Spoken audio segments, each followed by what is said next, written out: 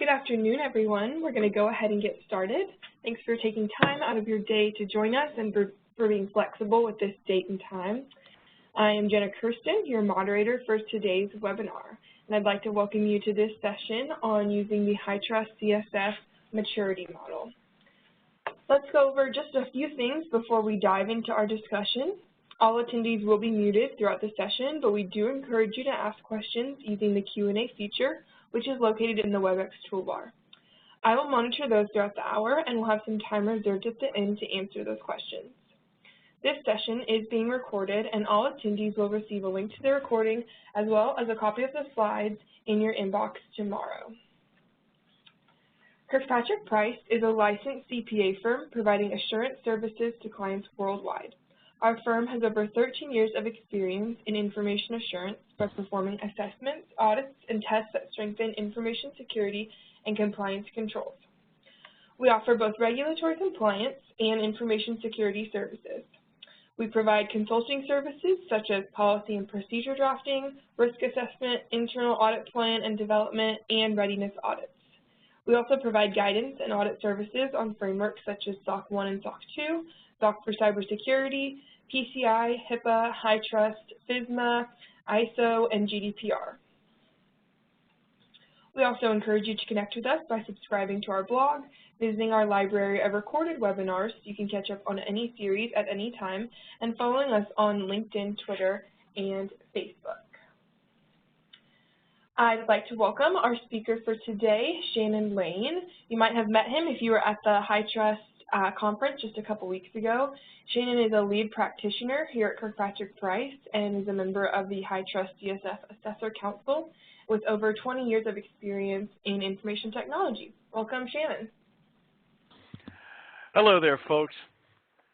It's a pleasure to meet all of you. I hope that if you did get to the HITRUST conference, you'll let me know. I enjoyed meeting a whole bunch of new folks there and getting to know things and getting to know all of you and hearing what was coming in the world of HITRUST. It was definitely a worthwhile stop. Welcome to today's presentation. Understand that they make me say this. I am not a lawyer. We are not a bunch of attorneys. Our job is not to give you legal advice. Remember that your regulatory and compliance activity needs to be governed by your own legal counsel.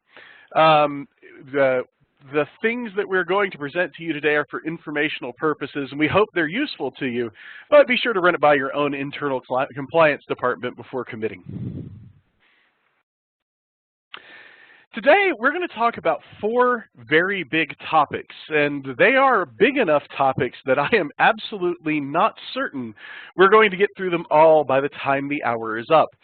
I highly encourage you guys to put in questions as you have them.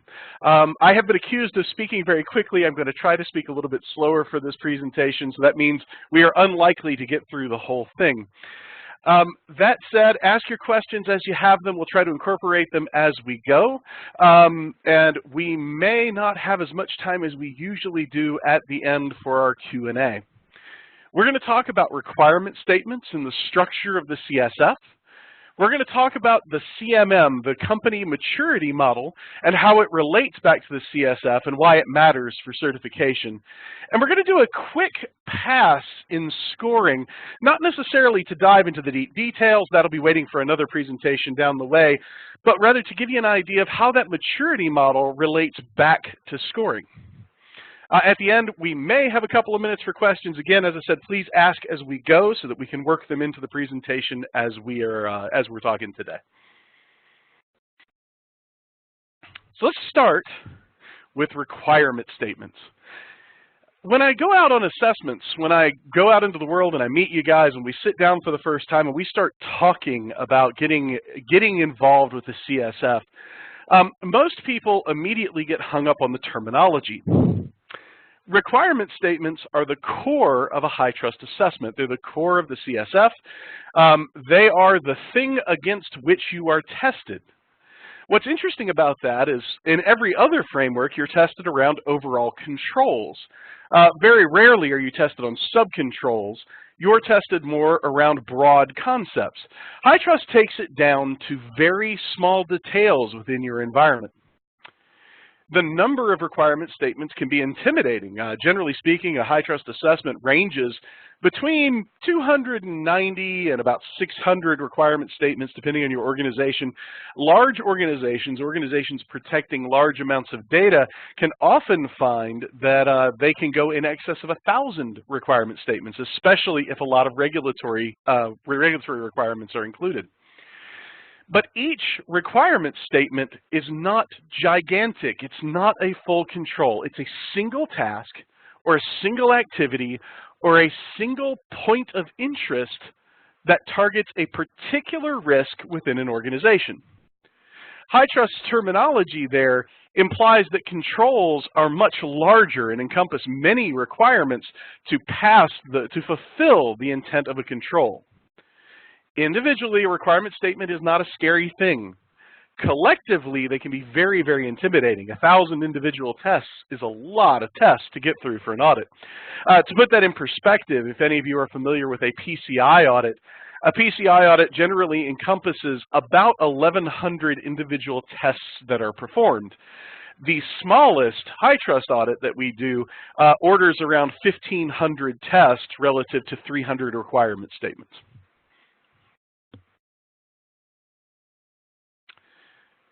Now, every requirement statement is part of a control category. Each control category is made up of multiple control objectives. Each requirement statement is matched to a control reference and has a level within its objective. Now, that's a very confusing series of words, but the way it works is sort of a top-down hierarchy. Control categories encompass broad domains of controls. For example, password management is a control category. Control objectives are sub-controls within that, actual statements of control intent. The control reference references all of the requirement statements that will fulfill a control objective. Levels are what usually throws people, though.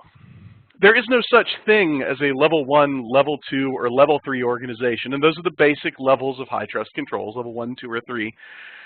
Rather, your individual level for a particular control objective is determined by your overall risk model, the demographics that you put together when you are initially building your HITRUST assessment. It's different for every organization, and every control objective, every control reference can have a different level inside of your organization. Now, everyone has to do level 1 across all control objectives. Everybody.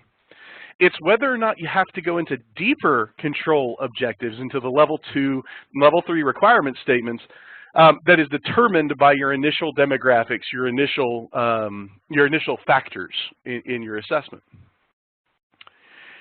Every single requirement statement is separately tested and evaluated. As a matter of fact, we'll come back to this point, but your entire assessment is an accumulation of the average scores across all of the requirement statements that you have. So keep that in mind. Messing up on a single requirement or not being able to fulfill a single requirement does not tank your entire assessment. Unlike, for example, PCI, where missing any individual item results in a non-compliant PCI ROC. In HITRUST case, it's all about relative risk. If you have 30 individual requirement statements, you do really well on 29, and one of them you just don't make the bar on, chances are you can still certify. It just depends on how far out of line you are. Now, we're going to use a specific requirement statement as an example today. This is the one, this particular requirement statement has to do with the idea that you're going to have a third-party assessment of your environment. And that assessment of those assessors, when they come in, have to be operationally independent and impartial to your organization. I said external audit, and that's not necessarily true. You can do this with an internal audit department if that internal audit department has operational independence, but that's difficult to obtain within most companies. That said, if you can pull it off, if you get the staff to do it, then it can be an internal group. But the idea is that you're not going to just take people's word for it that things are working as you believe that they're working within your space. You're instead going to do some assessment about your organization. And you're going to take the results of an assessment performed by another firm if they meet that same level of independence. So what this says is if you have a third-party organization, we can use their SOC 2 report or their ISO report to actually fulfill a requirement statement within yours if it's applicable to that space. So two little sub-things in this requirement statement. You're either going to have your own assessors or get an independent group to validate all of your controls and make sure everything's working the way you expect. And if you're using a third party for that, you're going to take their assessor's word for it as long as it's an independent assessment group. Pretty simple on the face of it. This requirement statement is under Control Category 3, Risk Management. It's under the Control Objective 03.01, the Risk Management Program. And you can see that that is an actual extract from the CSF itself. And it explains the control objective that this requirement is part of. You're going to have a risk management program that addresses risk assessments, risk mitigation, and risk evaluations. This falls into the latter two categories of risk mitigation and risk evaluation. We want to make sure that you're fulfilling your individual risk within the organization, that you are fulfilling the controls that you have established to control risk. That's what this is about. Further, it's under Control Reference 03B, Performing Risk Assessment. You shall perform risk assessments to identify and quantify risk. This is one way that you're going to assess your organizational risk. You're going to make sure your controls are operating as you intend. And that makes sense, I hope. Your controls need to be operating as you designed them, in place and functional, fulfilling your purpose. And you need to make sure that they're present, that you're not being surprised, that you didn't dictate that they're there and suddenly discover that they're not functional. Specifically, you can see that this requirement is in level 2. I've got it highlighted there on the slide in front of you. So you have to do everything in level 1, and you find that it's a level 2 requirement. You don't necessarily have to have an independent assessment to fulfill the CSF if you do not reach level 2 in this control. And you can see that level 2 up at the top has organizational factors. You can see that those have to do with the number of beds you have, the count of physicians in your organization, how much data you have, between 15 and 60 terabytes, between your record counts. If you've got 180,000 records, you cross over into this level. A record total is the most common one, by the way, folks. And if you cross 10 million records, you probably should be paying attention to whether all of your controls are in place. You've grown complex enough, your information security systems have gotten complex enough that you need more than reasonable assurance that they're present. Now, why do we walk through that? Why do we point to this particular requirement statement? That is one test in the organization. And every requirement statement you have can be classified into these particular categories: control references, levels, all the rest of it.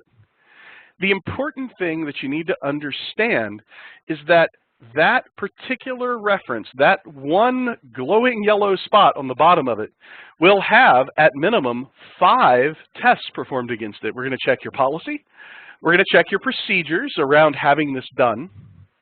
We're going to make sure that you're actually doing it, and then if you have some measurement and management going along with this, those things will also be brought into focus. You will get a maturity score, essentially, based on this one individual requirement statement. Now, for when you download these at home, I want to address a point of confusion.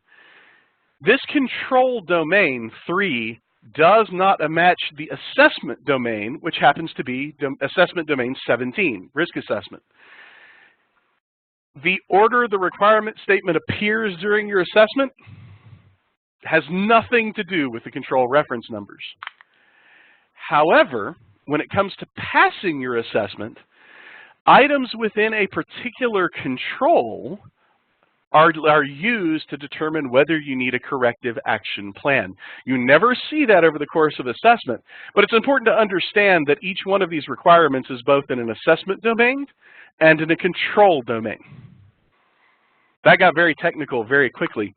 So just to focus on what we really want to look at today, we're diving into these requirement statements to understand that your maturity is going to be tested against each individual requirement statement, and that is a requirement statement. And you'll also notice that the one above it is a separate requirement statement that would also be applicable to you if you hit the organizational regulatory factors for this implementation. So I've said things about maturity. Maturity is what sets HITRUST apart, and it's why I'm a bit of a fan of the framework. It isn't a test to see whether or not you're doing a thing. It's a test to see how good you are at doing a thing. It's unique in the world of assessment. The maturity model has been around a long time. It's based on the COBIT CMM in this particular case. There are a few others, but they all tend to draw on the same fundamental concepts. Maturity models of this stripe have really been in existence since about the mid-'80s. They came about from the automotive industry of all places, where Toyota, who was a pioneer in the space, and Lee Iacocca with Chrysler, who was a pioneer in the space, wanted a way to talk about their organizations in sort of broad and general terms, to become aspirational, to think about things from a top-down perspective. So they borrowed some things from operational psychology, they borrowed some things from sort of the academics of the time and turned it into a useful model for moving forward. It classifies an organization based on your process maturity with a score of 1 minus to 5 plus, 1 minus, 1, 1 plus, 2 minus, 2, 2 plus, and so on.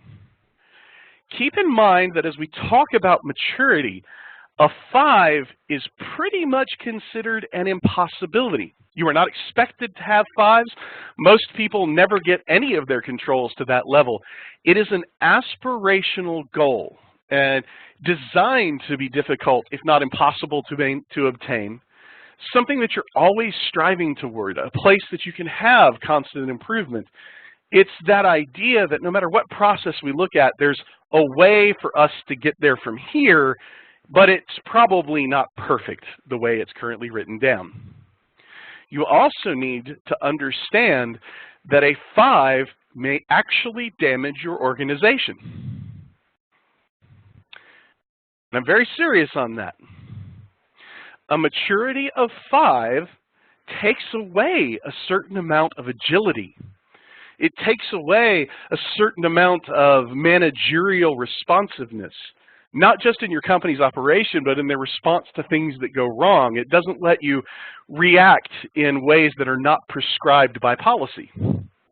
So keep in mind, there are places here where you're going to see requirement statements, and getting to a 5 may actually cause you some damage. Don't think of 5 as anything more than aspirational. Now, some interesting statistics for everyone as we move into the model here in a second. Most companies in the United States, I'm unfamiliar with it worldwide, but most companies in the United States are considered to be about a 2. We'll get into what a 2 means as we go forward. But HITRUST wants you to be a 3. As a matter of fact, you need a 3 plus. You need to be at the top end of the 3 scale in order to pass a HITRUST certification assessment. It's one of the reasons we tell people, slow down, take this seriously, go one step at a time. This isn't like other assessments where we can be content with your 2 if it fits your risk model. HITRUST really wants you to be better. They want you to approach your processes from a different perspective. And in doing so, you gain the dividends of security. So let's talk about what these levels mean so they make a little bit more sense. Oh, Gary, to let you know, I don't think we distribute the PowerPoint before the presentation, but it will be made available to you first thing in the morning. Jenna can reach out to you, I think, if you need it now. Jenna, if you can reach out to him, that would be cool. Maturity model. Let's see. The maturity model has, as you can see, 5 levels. We've talked about that before. A level 1 organization is where everybody starts. It has informal processes, informal procedures. You may not even know exactly what it is you're selling yet. You are completely reactive. As a matter of fact, the entire company can shift based on the market in an instant. Oh no, we're not going to do that. Let's do this thing over here. It'll get us more money. That's something you can say at level 1. The entire company is built on that final phrase, get it done now, let's see if we can make some money doing it. Now, I think it is important to recognize the fact that a level 1 organization is not necessarily unprofitable, but it is definitely exciting. These are organizations usually consisting of just a handful of people, usually less than 10. These are organizations that are based on a really good idea from a strong individual. So you have high key man vulnerabilities. You have processes that are made up as you go along to get through places.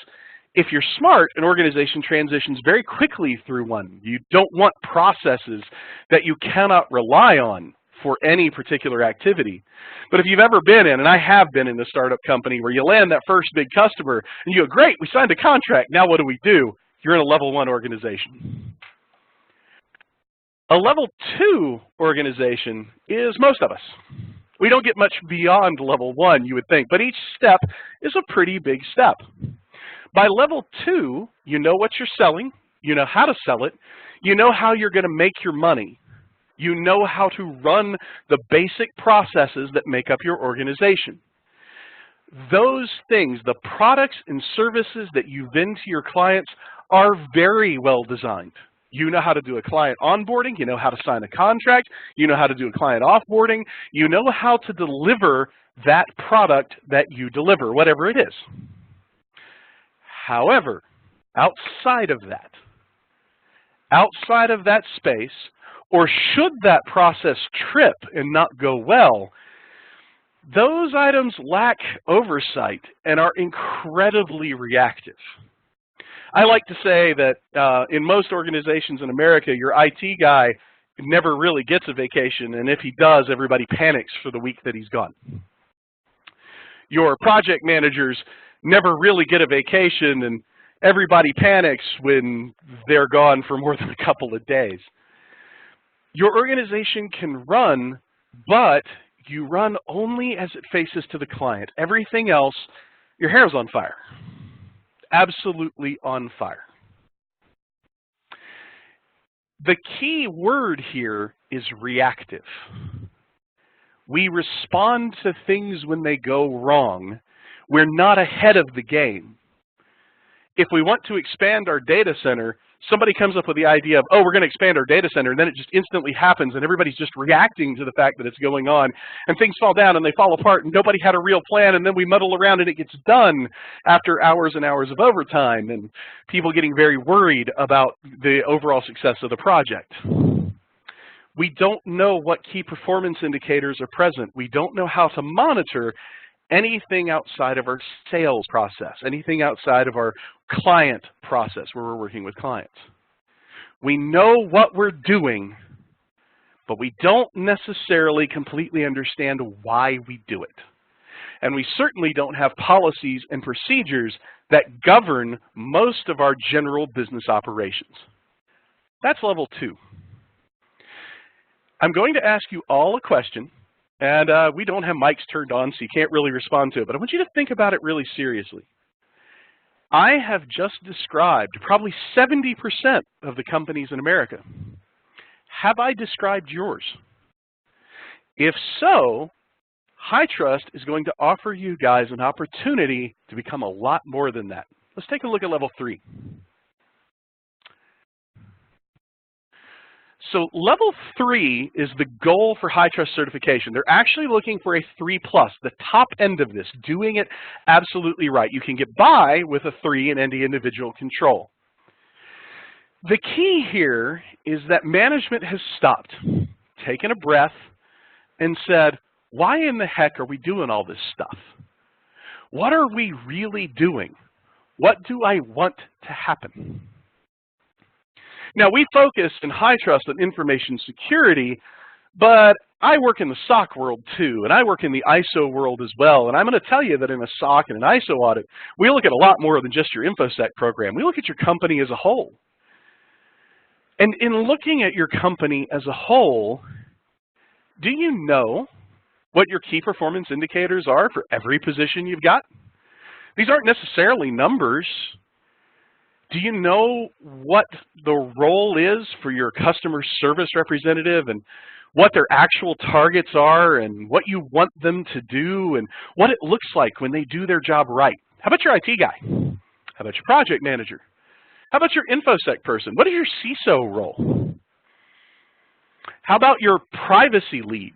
How about your company counsel? Do you know what you hired them to do, and are they doing that job? We don't just buy computers at random anymore. We don't make things up as we go along. Everything now becomes a considered process. Okay, we want to expand our product line. What's the risks involved in doing that? When we do this and we spend this money, what are we going to buy? How much capacity do we need? We pre-plan things before they happen. You even go so far at level 3 to pre-plan responses to common outages and problems. Hey, you know what? We're going to have 10 computers on hand so that if somebody's machine breaks, we just roll them out a new one and then we bring it back and we re-image that old one, we see if it works, and we've got a process for that. But essentially, we can minimize downtime that way instead of having our hair on fire if somebody's computer goes out. We're scrounging for replacements. Hey, we're going to check our network proactively and make sure that we don't have any new vulnerabilities. Hey, we're getting penetration tests against our web application to make sure that we're not introducing vulnerabilities. Hey, we're making sure that all of our projects are managed and changes don't just happen because somebody decided they needed to happen right now.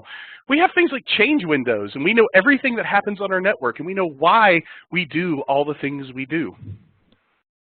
In my opinion, and in my opinion only, to me, a level 3 organization is the company I want to work for.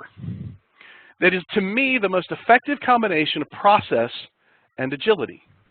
In a level 3 organization, where even though I'm talking about all these procedures and policies, the truth is that we haven't circumscribed your agility. You can still move very quickly if you want to.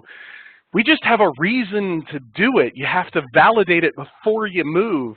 You've got to think about it before it happens, not immediately respond and hope it works out for the best. People get notified before you upend their job, which as a long-standing IT guy, that's the most common thing.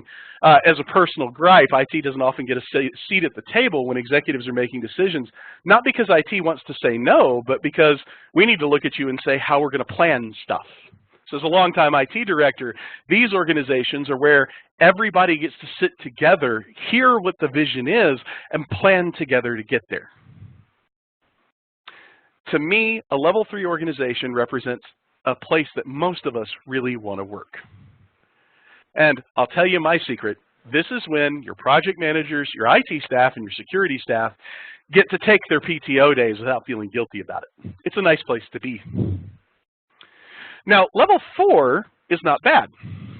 Level 4 is a great organization. It's a little more circumscribed, and I think it's typified by the statement, we look for the small stuff.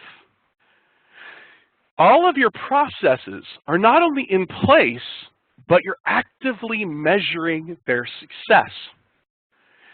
You know hard numbers for KPIs where those positions it's appropriate to have them. You know how things are supposed to work. It is a well-oiled machine. People come in, they know what they need to do, they get it done, they walk out the door. It does remove some agility. You can't just up and change key performance indicators on an entire job role like you can at level 3. At level 4, people have a job to do, and you're expecting them to do it. You're not expecting them to change on a dime. You're expecting them to be good at their position. That does include creative roles.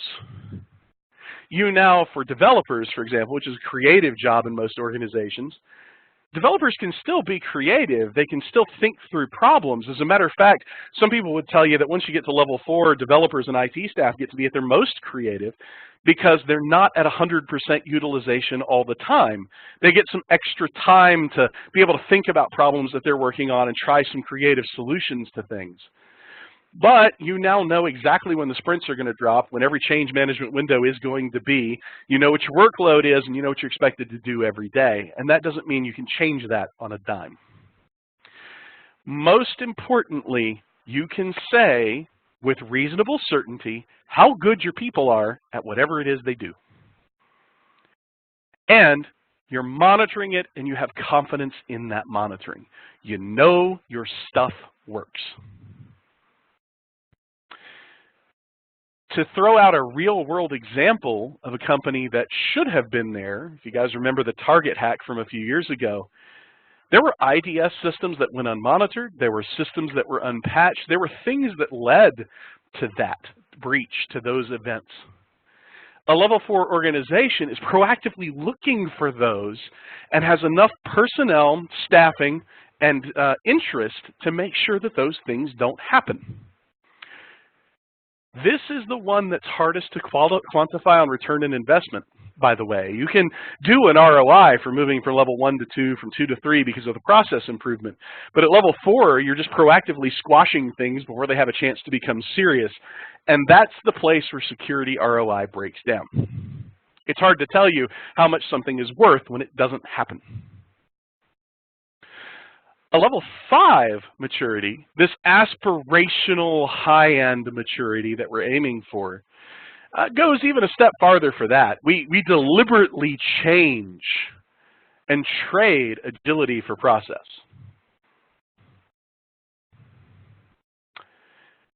We're going to have management get control of everything. They know what management now knows, everything that they need to do when a process fails. It is a prescribed activity. KPIs reach this number, management has to respond in this way. A lot of times you can get to level 5 in a couple of major process lines, but we never get to it for the whole organization. One of the jokes that I've heard before, by the way, is this is Six Sigma, but be careful because Six Sigma can go bad. The ideas of Six Sigma, the pushes of Six Sigma are to drive you towards this control of process. But remember that Six Sigma does have a certain ultimate cap. You can't continue to operate to the point where it paints you into a corner. You got to be careful about that. But that's what we're looking at here is high-end controls where management has deep understanding and oversight about what's going on and knows how to respond to most anomalous activity. If you want agility in this space, you have to bake it into your metrics.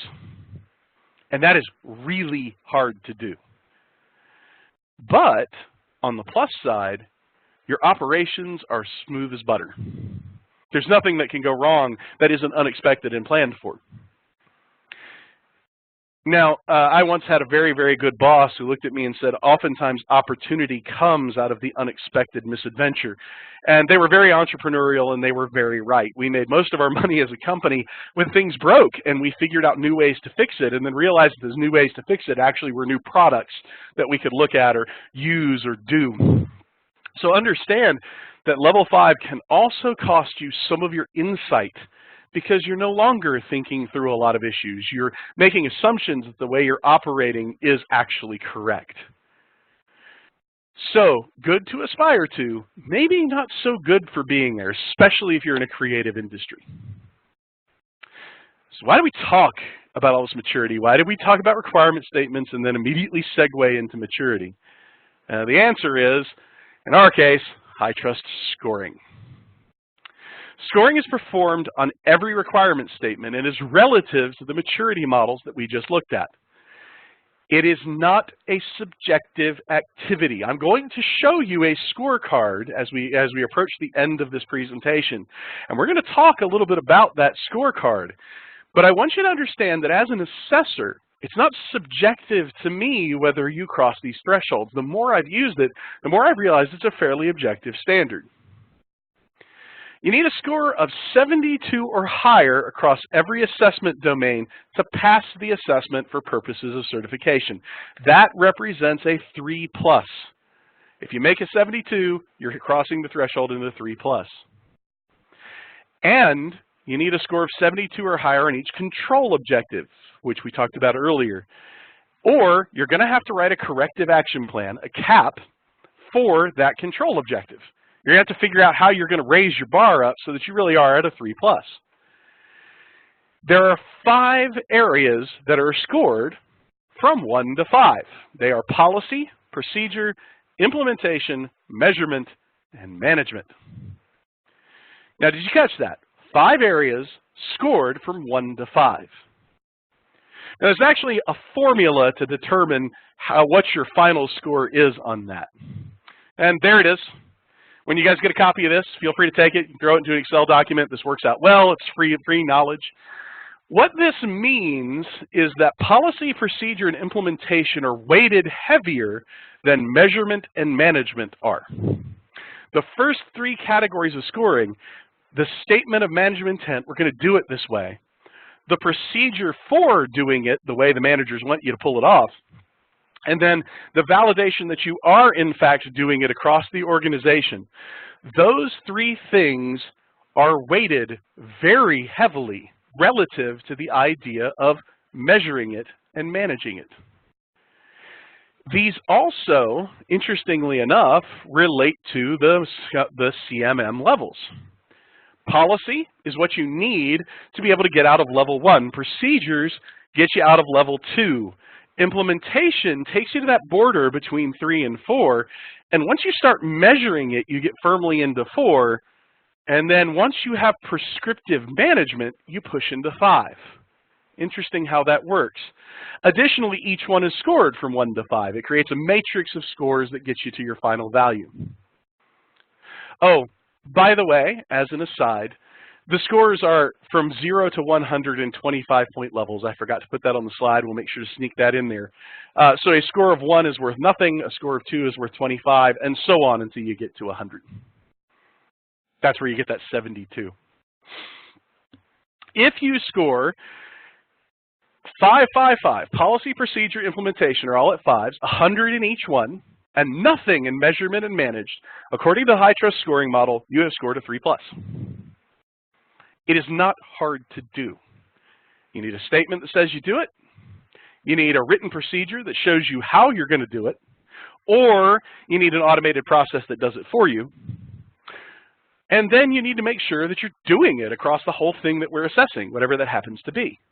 If you can do those 3 things, you get a 3+. That puts you into a level 3 organization. A 4 in any one of those, which is a subtle difference, gets you a 3, usually requiring a cap at the end of the program. Measurement and management, when you are scoring these assessments, this is a big caveat, have to be defined by you. If I, as an assessor, come in and find that you are measuring it, but you guys didn't tell me that you're measuring it, I can't give you the score. It means that you're not paying attention to it. Management has to recognize the measurement for it to count as a measurement. And then management activity has to be recognized as management activity. I can't tell you, oh, you've got that point. Rather, you guys have to tell me, oh, we've got that point and here's why. So understand that you may be measuring things right now that you have no idea you're measuring. But unless you can tell me you are, I really can't give you credit for doing it. I promised you at the beginning we'd look at a scoring rubric and kind of relate it back to all the things that we talked about. So let's do that real quick. This, ladies and gentlemen, is the actual HITRUST scoring rubric. It is free. You can have it.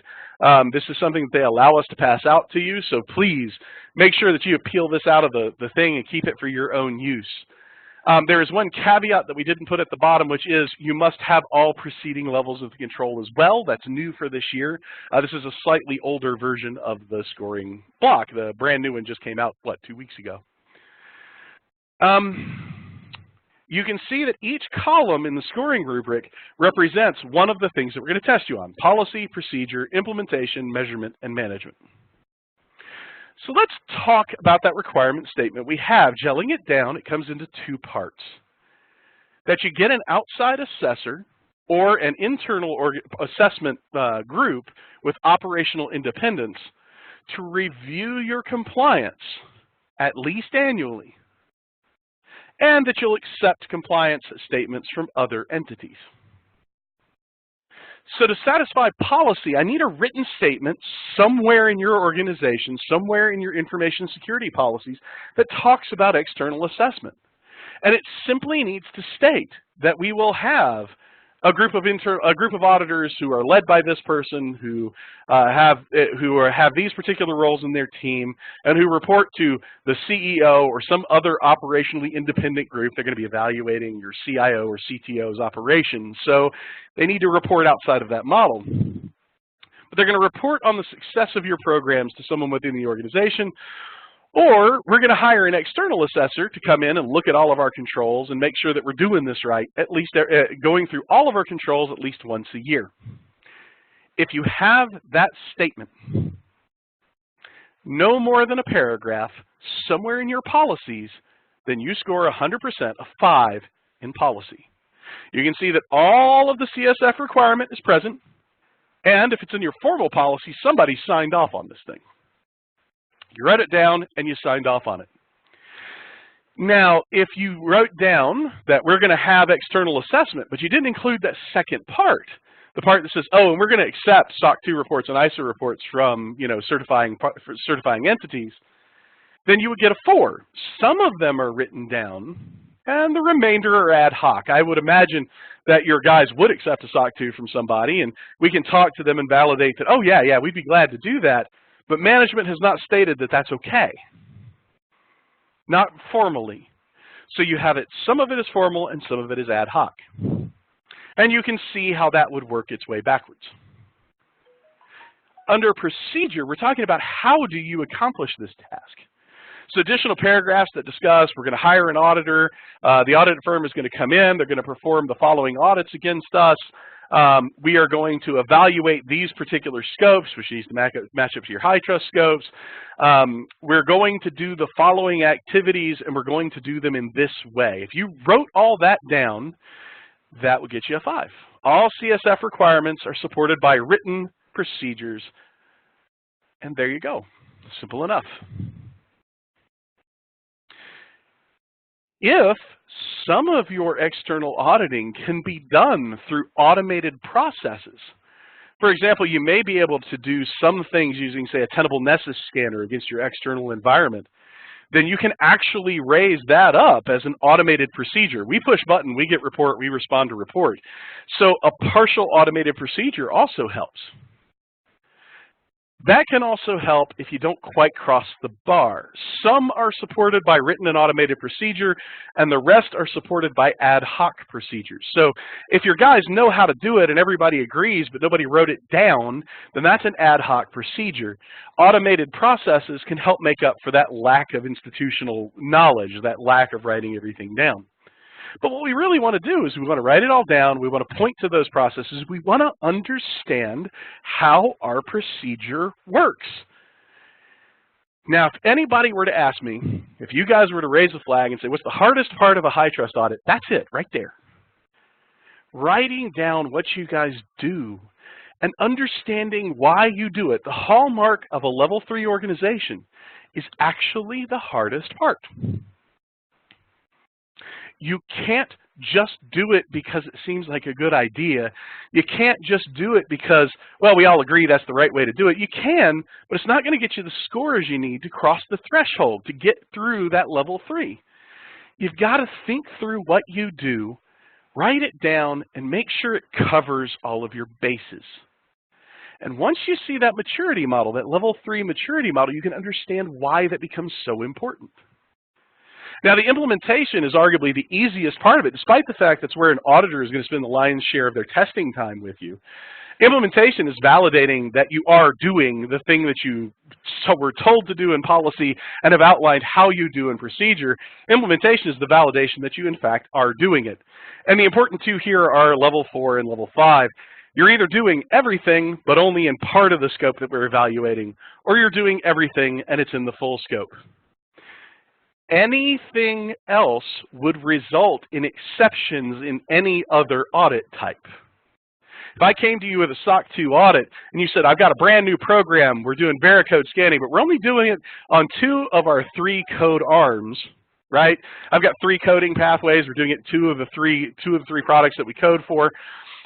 Well, I would look at you and go, hey, that's pretty good. If you said, we're going to do varicode, but yeah, I wrote it down in policy, it says we're going to do it, but we're not doing it anywhere, or yeah, we kind of do internal code review, but I said we're going to do varicode, but we don't do it that way. Those are exceptions in any other framework. Honestly, implementation's actually pretty easy. Say what you're going to do it, and I can prove that you're doing it. And if you can get to that point, getting a 4 or 5 in implementation is very simple. Measured and managed are both kind of hard to explain, but to gloss over them very quickly so we have a little time for questions.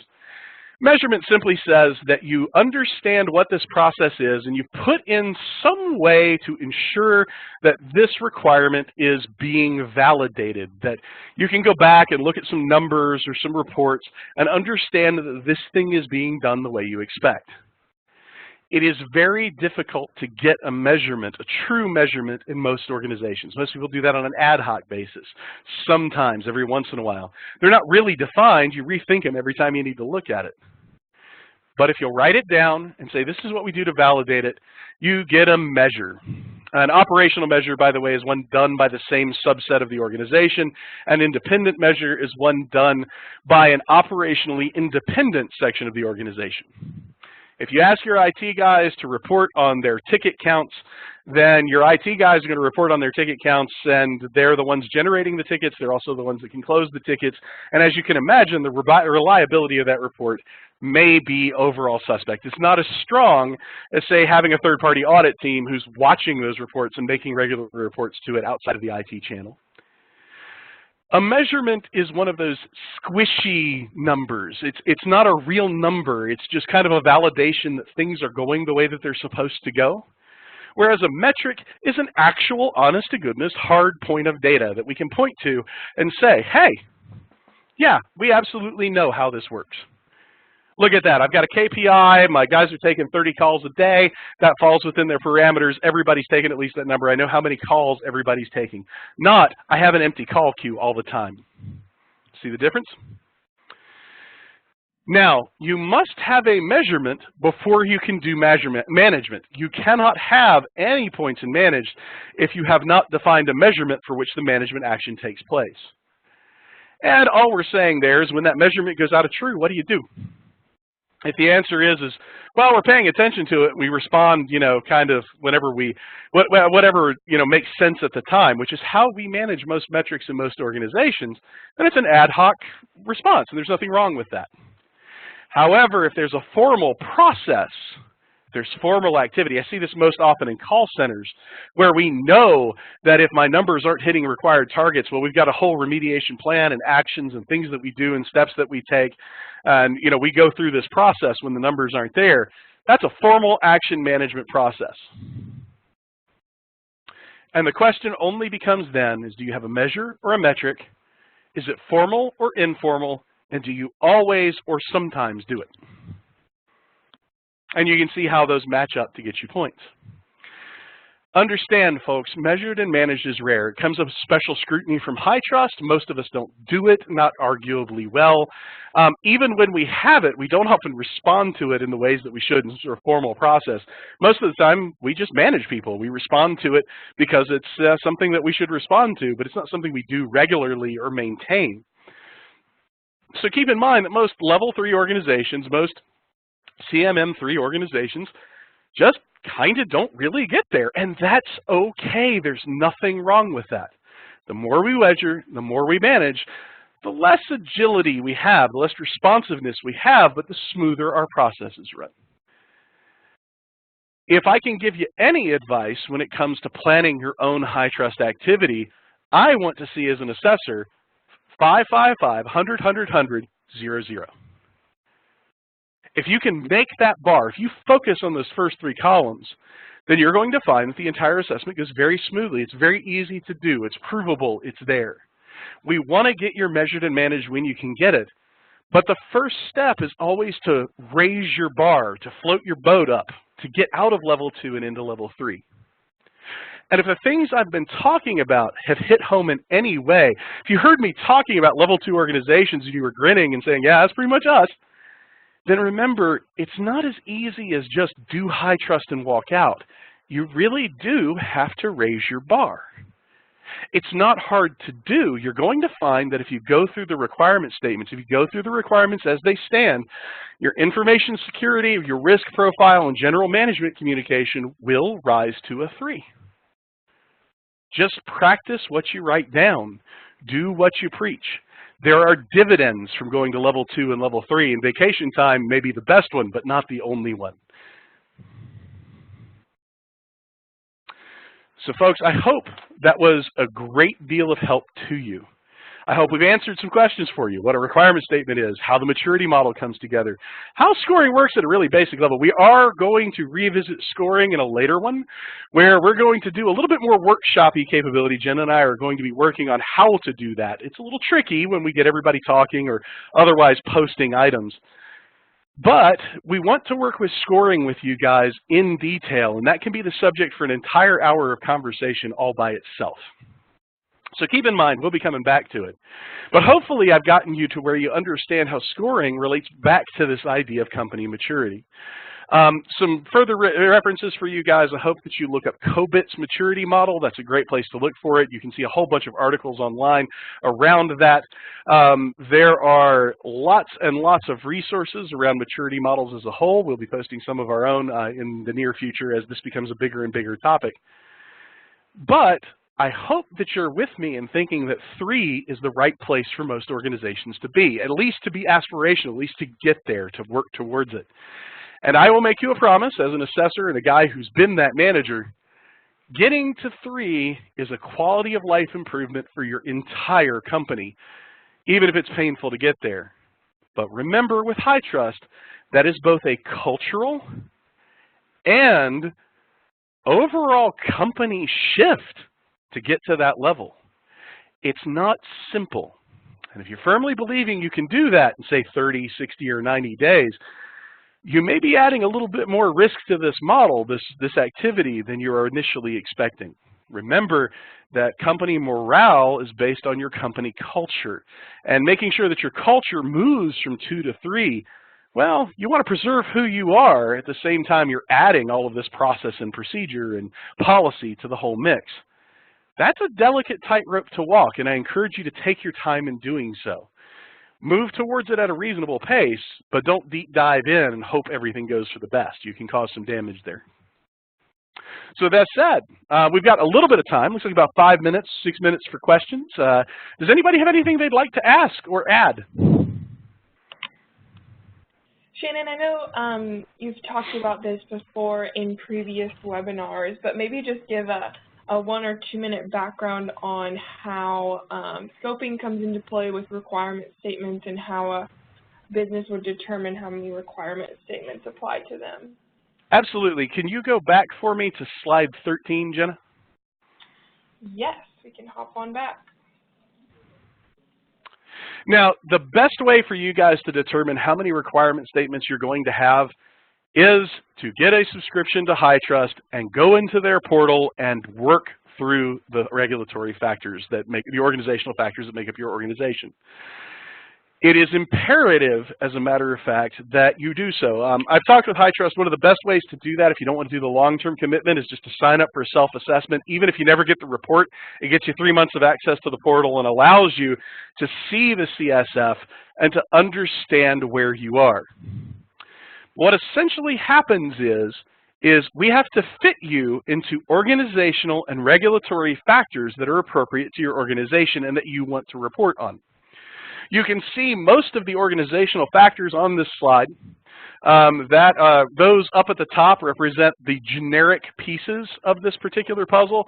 So the number of beds you have if you're a hospital, or admissions if you're a hospital, or pharmacy companies with the prescriptions that you have on file, or your record total that you have on hand, or the size of the files that you have. In the end, it's relative to the kind of company you are, and you specify that as part of it. There are additional factors. The system factors include things like if you're a SaaS provider and you're available from the public internet as opposed to using like a whitelist for IP addresses, well, that's going to create some additional risk for you, so you've got to address that. If you use mobile devices inside of the infrastructure that you're trying to get certified, well, you're going to have some extra risk there. So there are things that pop in. There's about 10 questions there that can represent additional risk. Also, the width of your scope, the thing that you're targeting to be certified or evaluated, that's going to have a lot of bearing as to what factors actually apply. A hospital doing just their EMR is very different from a hospital doing their EMR and admissions. Admissions being one of those places where there's a lot of physical controls and a lot of things that we have to deal with, and e-signaturing and making sure that documentation goes out the way it's supposed to be and agreements are made between people, whereas the EMR is more about making sure of the security of the EMR as a whole. So targeting your assessment can reduce your scope, provided you can target it in such a way that you don't accidentally bring other things in with it. So that's kind of the quick overview there. Again, we will probably spend a lot more time on scoping. It's a topic we more or less constantly go back to and will constantly be a part of your assessment. Reach out to your assessment firm to help you get your scope right. It's very difficult and subject to change even as you go forward. Now, keep in mind that there may be some changes to organizational factors when version 10 drops Q2 of next year, but it's doubtful it's going to be significant. As a matter of fact, the biggest change we know of for version 10 is that you're actually going to be able to remove HIPAA if you are a satellite BAA or someone else who's working with HITRUST and doesn't really deal with medical records directly, but you're still having to report on your compliance. You can actually remove HIPAA as a regulatory factor. So kind of keep that in mind. Things are changing, and often for the better. Awesome. Thank you for that, Shannon. And just a reminder to everyone, you'll see an email from me tomorrow with a copy of the slide deck and a recording of this presentation, so you can re-listen or pass it on. If you have any other questions, you can let me know. Other than that, thank you for joining us today, and thank you so much, Shannon. Oh, anytime, folks. Anytime at all. Have a great day, everyone.